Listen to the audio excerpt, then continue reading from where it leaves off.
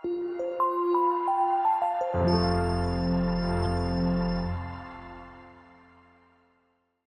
is the last Sunday for the month of January. At papasok na po tayo sa February next month. Napakabilis po ng panahon. Kailan lang ay 2024. Ngayon po ay 2025 na. At patapos na po ang buwan po ng January. Papasalamat po tayo sa bawat isa na through thick and thin ay nandito pa rin at nagpapatuloy na sumasamba at naglilingkod sa Panginoon. Amen? Parang maraming bagong mukha. Nagpapasalamat po tayo sa choir for doing a splendid job sa kanila po ng pag-awit. Salamat sa mga instrumentalists na patuloy nagpapagamit sa Panginoon. Umuhusay umuhusay sa sound system natin, si Brother Josh, si Brother Jonas sa projector. Mga volunteer lang po lang ito. Pero nagpapagamit silang lahat sa Panginoon. Of course, sa multimedia natin, si Master. We are embarking on a new chapter in the history of our church. At sa taong ito, we want to make things better. Sapagkat hindi po tayo makukontento na status quo na lamang ang paglilingkod natin sa Panginoon. Habang tayo ay merong lakas, patuloy na magpapagamit tayo sa Panginoon, patuloy na magtatapat at maglilingkod po sa Kanya. Yung time na binigay po ng Panginoon sa atin sa mundo nito ay susulitin natin at nawa, bago natin ipikita ang ating mga mata, ay masabi natin na ibigay natin ang pinakamahusay natin sa Panginoon habang tayo ay nabubuhay sa mundo ito. Ang ating pong theme for the month of January is called to serve. Tayo po ay tinawag ng Panginoon para maglingkod sa Kanya. At napag-aralan po natin last Sunday, we were created to serve. Ang purpose ng Panginoon kung bakit nilikha po niya tayo ay maglingkod po sa Kanya. Nasa design ng Panginoon sa atin to serve Him. Alam niyo, kung titignan po natin ang galaw ng mundo ngayon, maraming mga questions sa isip natin and we are hungry for answers na magpahanggang ngayon ay hindi natin masagot-sagot. Kung napapansin nyo, yung mga taong katulad natin na nagsisikap na mapalapit sa Panginoon, ay ibang-iba yung buhay natin sa mga taong walang Diyos sa puso po nila. Si Malachi once asked God, Lord, we are impoverished, but the wicked are flourishing. Why? Where is thy love? Kami na mga nagsisikap na magtapat sa inyo ay naghihirap. Pero yung mga masasama, sumasagana sila. Bakit? Alam niyo, yung question na yun, this is the same questions that a lot of Christians ask even today. Marahil baka tayo tinatanong din natin sa sarili natin yun. Bakit yung mga nagtatapat sa Panginoon ay naghihirap? At yung mga Diyos, mga taong walang Diyos, sumasagana. Parang sila pa yung pinagpapala. Kaya iniisip tuloy ng maraming mga tao, mas mainam pang lumayo na lang sa Panginoon para malasap ko rin yung ganoong pagpapala. Yesterday, I was pondering about this stuff. And I was thinking, oo nga, bakit kaya? Kung kailan tayo nagtapat sa Panginoon, doon lalong naging mahigpit yung ating sintron. At kung kailan tayo lumalayo sa Panginoon, parang doon nagiging maluwag yung buhay. Kaya tuloy iniisip natin, mas magandang magbaksay na lang para tuloy-tuloy, hindi po paluwagan ng buhay. Pero kung papansinin po natin yung realidad ng buhay po natin ngayon, makikita po natin na sagana pa rin ang biyaya ng Diyos sa atin. Mabuti pa rin ang Diyos sa atin. Bakit natin sinasabing mahirap tayo? Hindi naman siguro lahat ng taong nagtatapat sa Panginoon mahirap. May mga sagana din ng buhay.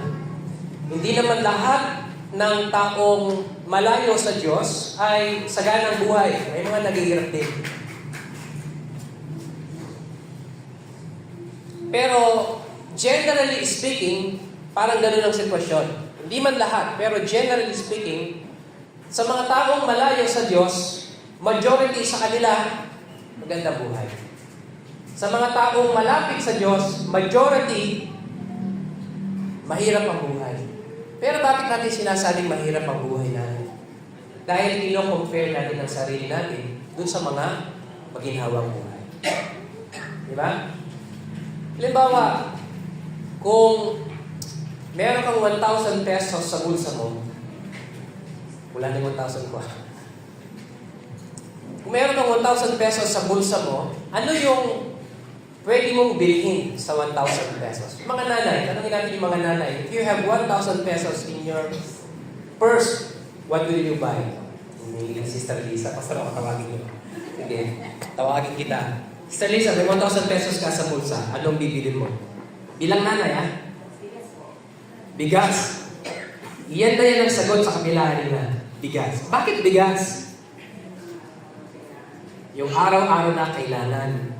Sino po nakakaintindi ng Kapampangan dito? Nakakaintindi ng Kapampangan. Mas nga po kamay. Nakakunti lang. Yung hindi nakakaintindi ng Kapampangan, mas po kamay. Hindi nakakaintindi ng Kapampangan. Ayan, ibebenta ko na kayo na. Yung mga nanay, ang isip kagad nila ay pamilya. Diba? Nung dalaga ka, sarili mo lang iniisip mo. Bagong damit, bagong ayos sa buhok, sapatos, lahat. Pero nung nagkapamilya ka na, binitawan mo na yung sarili mong luho. Yung pamilya mo na iniisip mo. Sa 1,000 pesos, bibili ka ng bigas. At saka yung tinatawag nilang paltang bale. Alam niyo yun?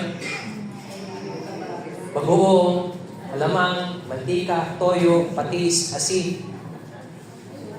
Paltang bale. Ang laos na kanin. Gamit sa bahay. Ayan, tatanong tayo kung hindi nakatinig ang pangan. Buti nga sa inyo. Pangangailangan ng pamilya, iniisip natin.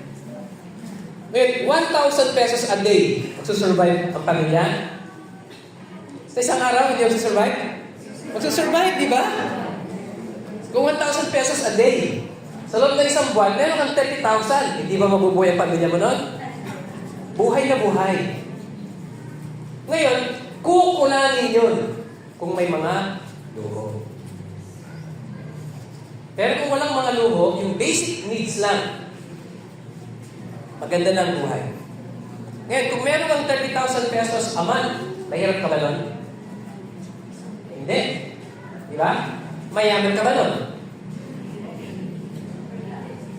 Pwede na rin. Di ba? Pwede na rin.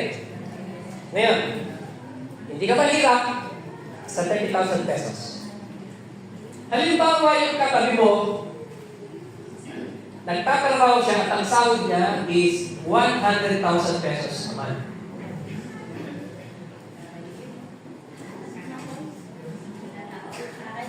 $30,000 versus 100,000 pesos. Sinong mahirap sa kanilang dalawa? Yung 30,000. Dahil kinumpare mo na ang sarili mo sa mas maginhawa ang buhay, nagmukha ka ngayong mahirap.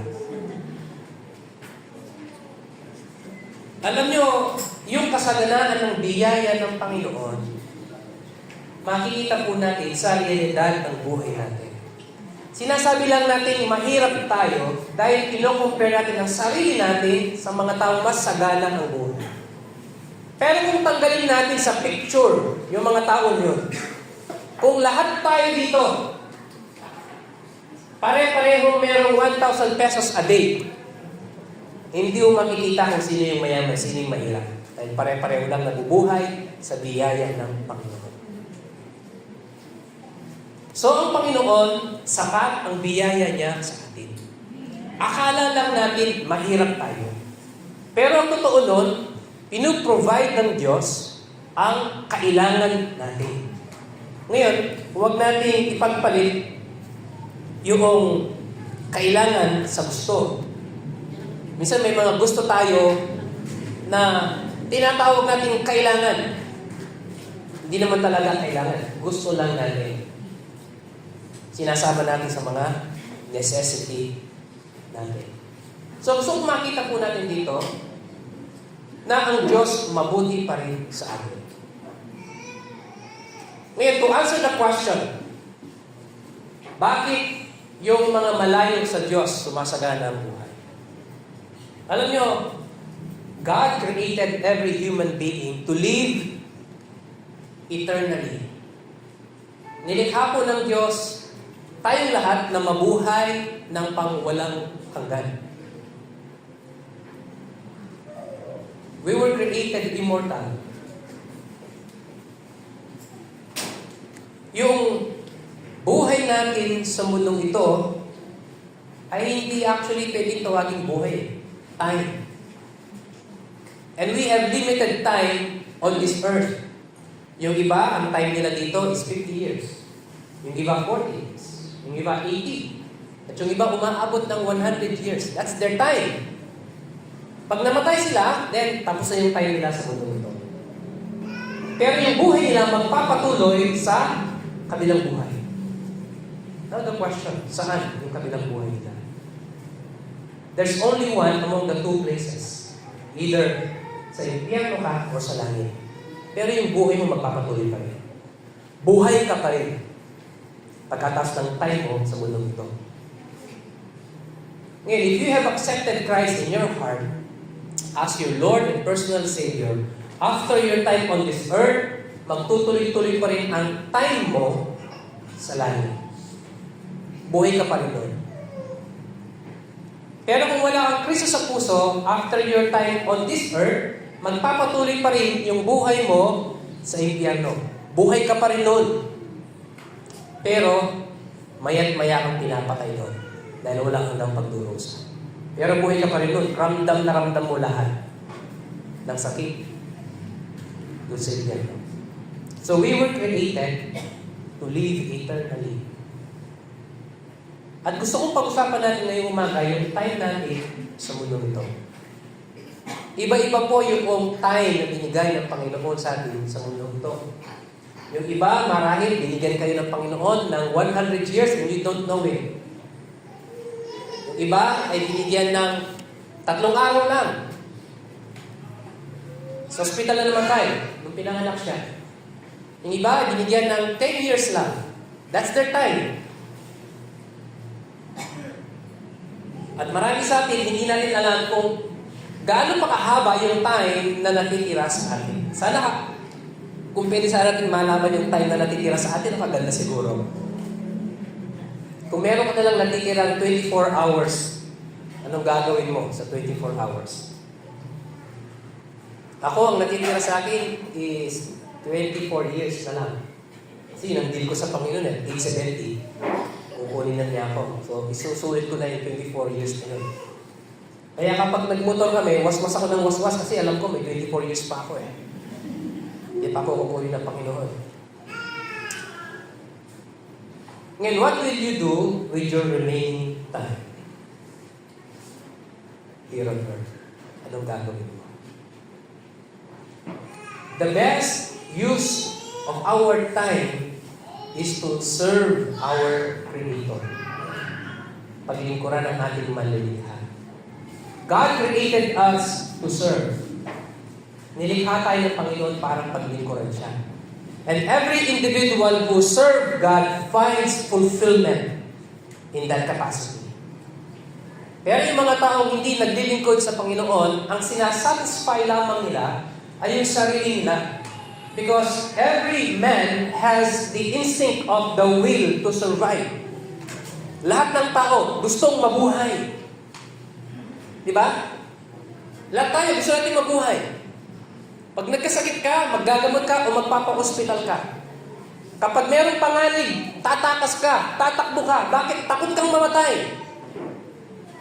Lahat ng tao, meron silang instinct na gusto nilang mag-survive, gusto nilang mabuhay. But the question is, bakit natin gustong mabuhay? For what purpose?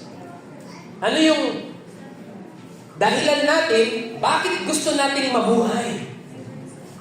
Majority of the people today doesn't have the slightest idea of why they want to live.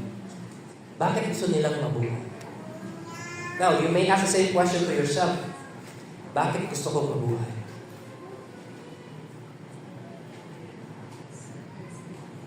The answer lies to God's purpose for your life. Ano ba yung purpose ng Panginoon sa akin? Bakit nandito pa ako? Kung gusto kong mabuhay, para saan? Yung buhay ko. Kung gusto ko pang mabuhay. Does it make sense? Para saan ang buhay ko? Bakit gusto ko pang mabuhay? Now, we will be answering that question this morning. God created us at dahil nagkasala po tayo sa Diyos, yung buhay natin, hindi na sa langit, sa impyerno. But God made a way para mabago yung kabilang buhay natin. He gave His Son, Jesus Christ. He suffered so much to the extent He died on the cross to save us. And when we accepted Christ by faith, na-alter yung second life natin. From hell to heaven. Pero wala pa tayo sa langit. Nandito pa tayo. Kung ang purpose ng Panginoon nung namatay siya sa krus ay para lang iligtas tayo. Kung yun lang ang purpose niya sa atin, sana nung oras na tumanggap tayo sa Kanya, inuna niya tayo. Dinala na sana niya tayo sa langit nung araw na tumanggap tayo sa Kanya. Pero bakit nandito pa tayo ngayon? Bakit hindi pa tayo dinala ng Panginoon sa langit? Bakit nandito pa tayo? Kung kaligtasan lang ang purpose ng Panginoon when He died on the cross. Because God has another purpose for our life. May plano pa ang Panginoon sa mga buhay natin habang nandito tayo sa lupa. You were not only created to serve, you were saved to serve. Niligtas tayo ng Panginoon para maglingkod sa Kanya. And church, listen to me. Hindi po tayo niligtas ng Panginoon for the convenience of having the security na kapag namatay tayo anytime, sa langit tayo pupunta. Niligtas tayo ng Panginoon so we could understand the fundamental understanding of having that joy na mapagsilbihan natin yung nagligtas sa atin. So how can we put into practice our message this morning? Last Sunday, pinag-aralan po natin kung paano po natin mapaglingkuran talaga ang Panginoon. We can fully serve God when we make ourselves available. O nga naman, kahit anong husay at galing natin sa iba't ibang mga bagay, kung hindi naman tayo available, wala rin, useless. Kaya tama ang sabi nila that the best ability is availability. Maging available tayo. When God needs us, let's make ourselves available. And in order for us to serve God, we should be more grateful. Bakit? Sapagkat ang paglilingkod po sa Panginoon ay pribilehiyo. Hindi po na ibibigay sa lahat ng tao. And serve God faithfully. Faithfully gives us the idea of being consistent. Tuloy-tuloy. When you make a commitment, Lord, aawit po ako sa choir. Every Sunday, ni-expect ka ng Panginoon na umaawit ka sa choir. Lord, magtuturo po ako ng bata. then ini-expect ka ng Panginoon, magtuturo ka ng bata. Not only when it's convenient in your schedule, even when it's inconvenient. Yun ang pagiging tapat sa paglilingkod sa Panginoon. Now, I want to dig deeper dun sa paglilingkod natin sa Panginoon. I want to offer you 4 practical ways that we can put our message into practice. First of all, let's open our Bible in Isaiah chapter 6, verse 8. Isaiah chapter 6, verse 8. This is the prophet Isaiah who had a glimpse of the glory of God. Ipinakita ng Diyos yung glory niya kay Isaiah. At pagkatapos nito, nakita ni Isaiah yung kanyang sarili. Na napakarumi niya, hindi siya karapat-dapat sa harapan ng Panginoon. So the Lord asked him a question in verse number 8. Also I heard the voice of the Lord saying, "Whom shall I send? And who will go for us?" Then said I, "Here am I, send me." Ang Panginoon ay naghahanap siya ng mga taong maglilingkod sa Kanya. Wala siyang makita.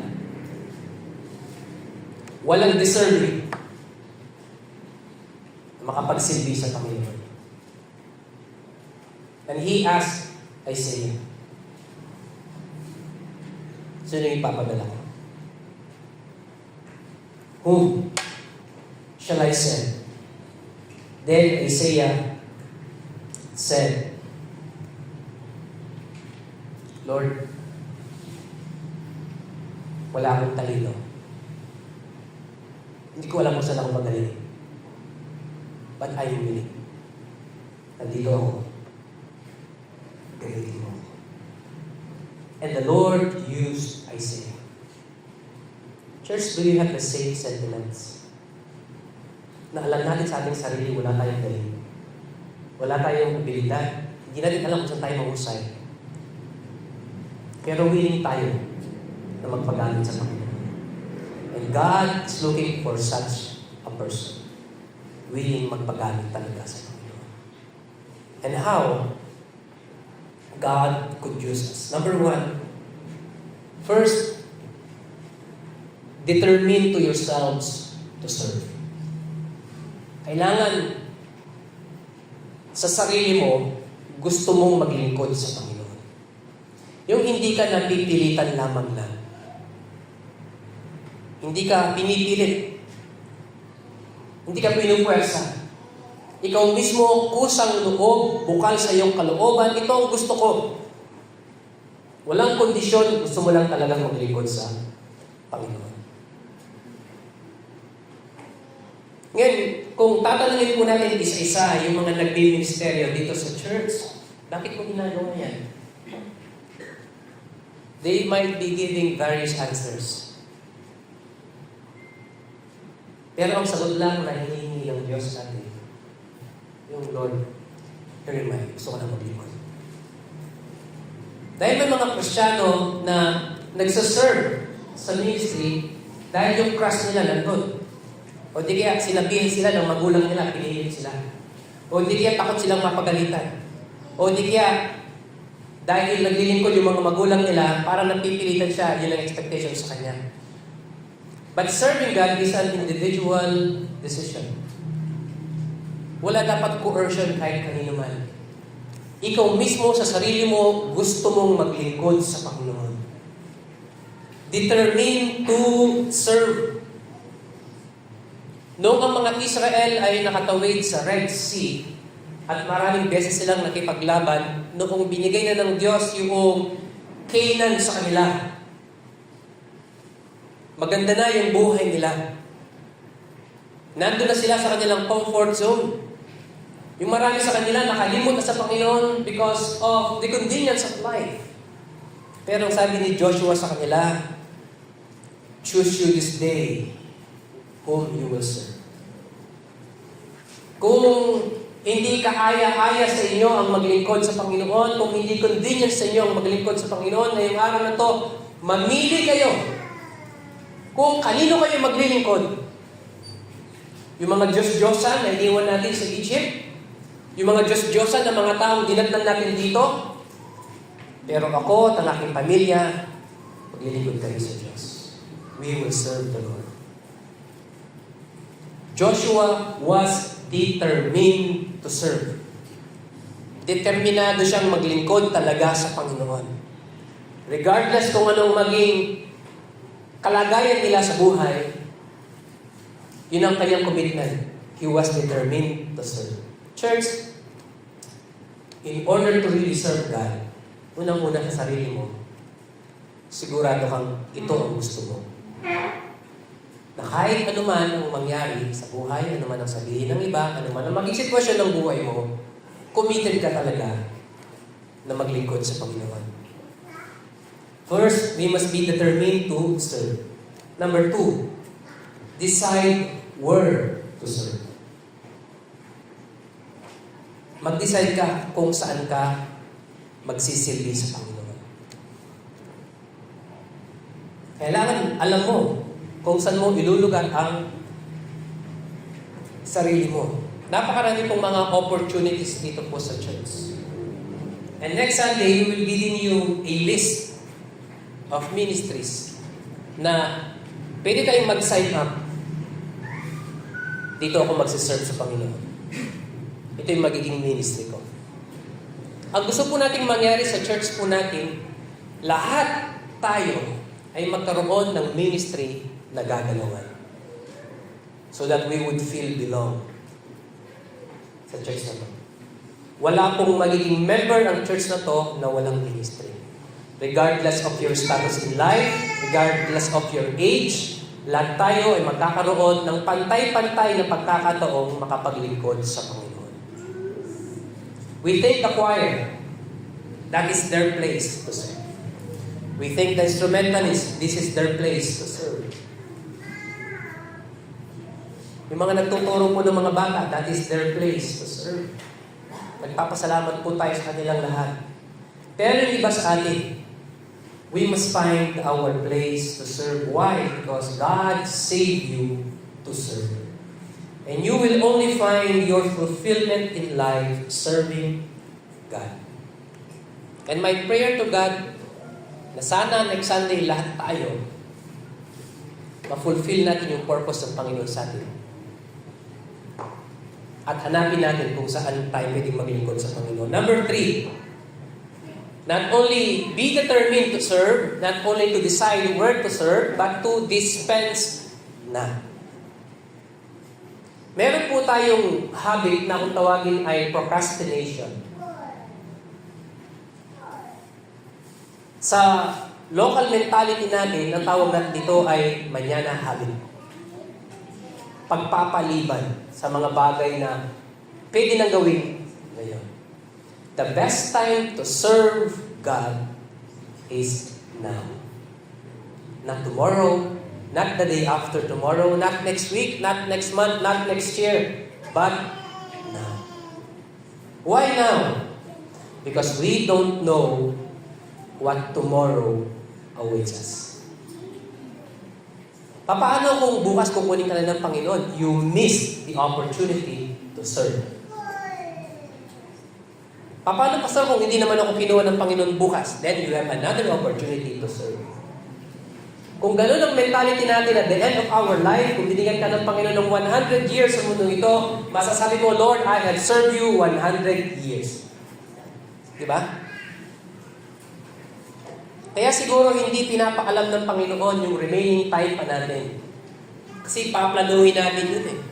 O yung remaining 1 year ko, doon ako maglilingkod sa Panginoon. Kaya hindi na sinasabi ng Panginoon sa atin kung kailan na tayo kukunin. So the best time to serve God is now. And we should not wait for the perfect ministry. Because it will not come. Hindi po darating yun. So the best time to serve is now. Then number 4, discover your gift or your passion. Lagi ko pong i-emphasize noon na kailangan alam mo yung gift na binigay ng Panginoon sa iyo. Yung gift na yon ay kung saan ka mahusay, kung saan ka magaling. That's God's gift to you. At gamitin mo yon para paglingkuran ng Panginoon. Once na na-discover mo yung gift mo, then alam mo kung saan mo ilulugar yung sarili mo. Kung gifted ka sa music, then sa music ministry ka. Pero alam nyo, I came to realize that I have it backward. Baliktad. You can only find your gift while serving God. Kasi maraming mga Kristyano hanggang ngayon, hindi pa rin nila alam kung ano yung gift nila.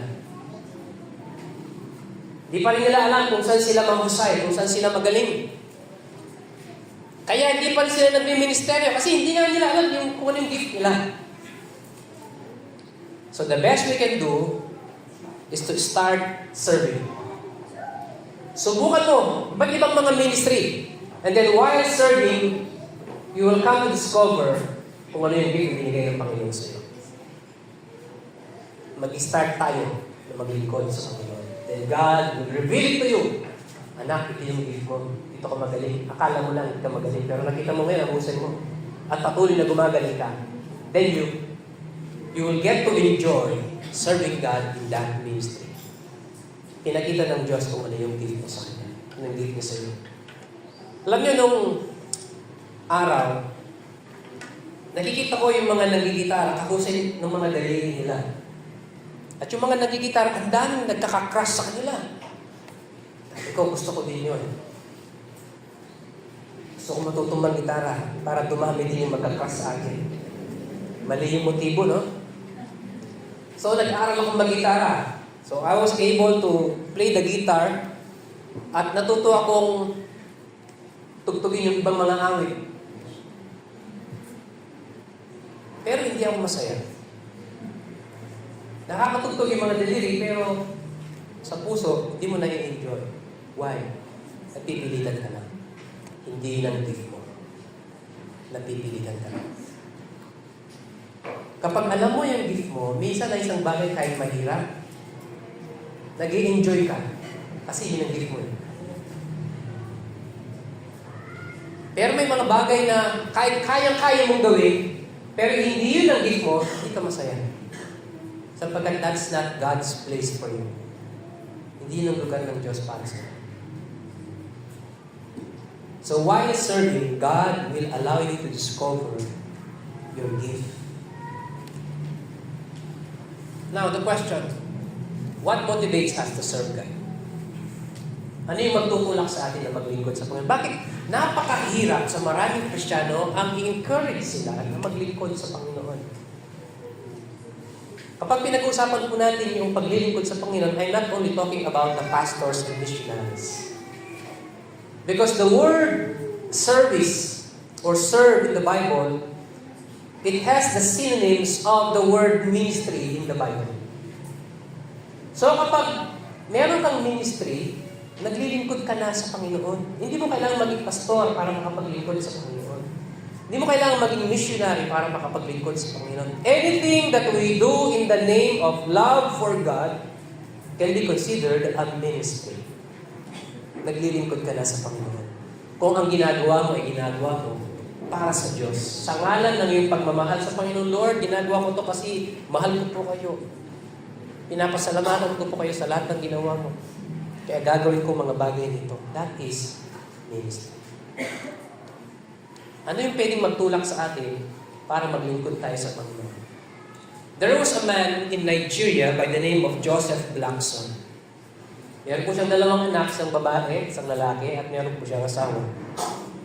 He is a contractor on an oil and gas company in Port Harcourt, Nigeria. Magandang pamilya. They come to church every Sunday. It's almost a perfect family. Until July 28, 2018, Joe Blackson was on a boat. pupunta po sa isang lamay. At yung bangka ay meron pong sakay ng 25 passengers. Umalis po ng hapon, papunta sa isang lamay, malakas ang ulan, at lumakas yung agos ng tubig sa ilog. Sa pagragasa ng tubig, natumba po yung bangka. Pero dahil si Joe ay laking tabing ilog, mahusay po siyang lumangoy.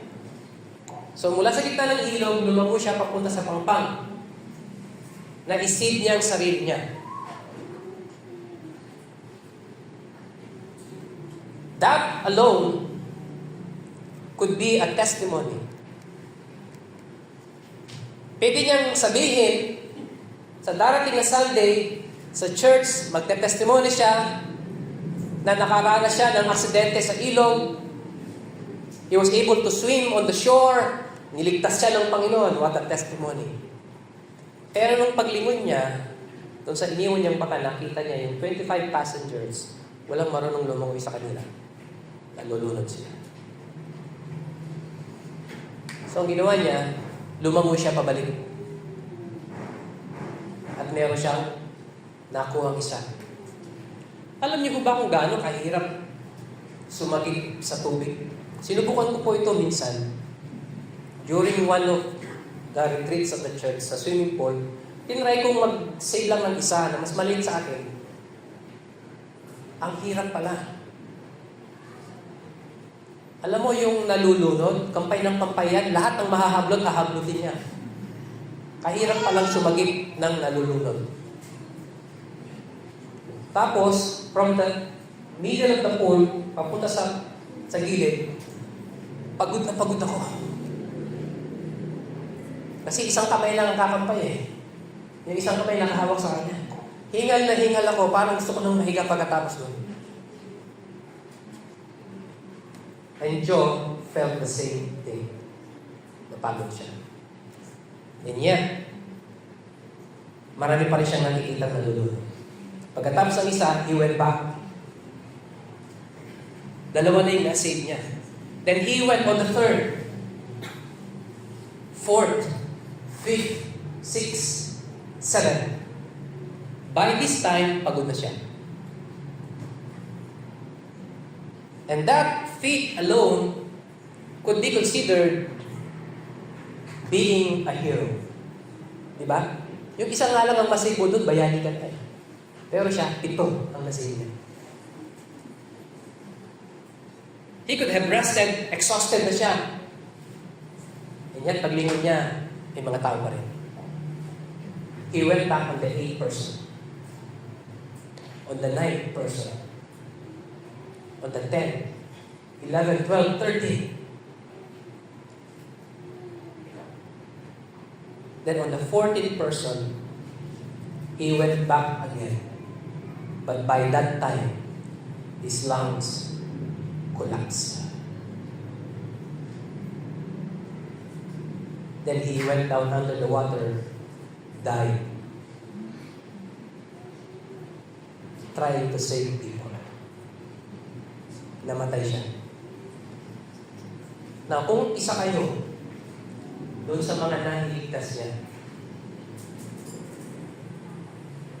nauli lang yung asawa niya, tsaka 2 anak. Kung isa kayo sa mga nahiligtas niya, anong gagawin niyo sa kanya?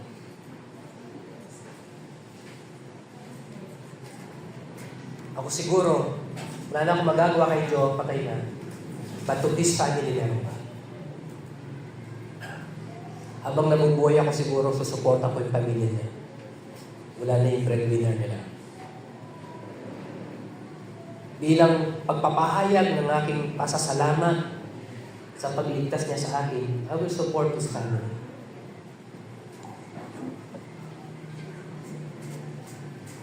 Yung pong governor ng River State, Nyesom White, promised to support Lacson's family. Pag-aaral ng mga anak, saka yung suporta nila. At yung president po, si Muhammad Buhari, gave the highest honor that a president could give. Presidential Special Award for Bravery and Patriotism. na ibinigay sa kanyang asawa at sa dalawa niyang anak.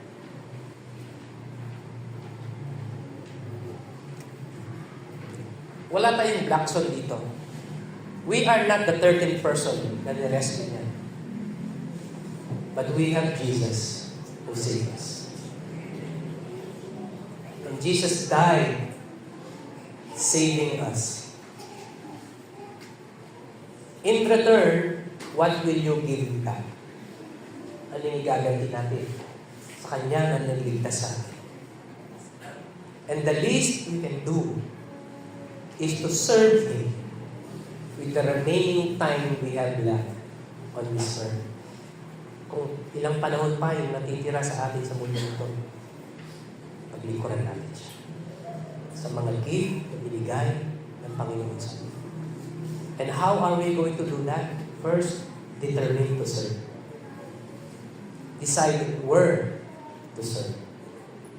And decide when, and that is now. At habang naglilingkod ka, ipapakita ng Diyos kung ano yung gift na meron ka. So you could serve God with joy in our heart.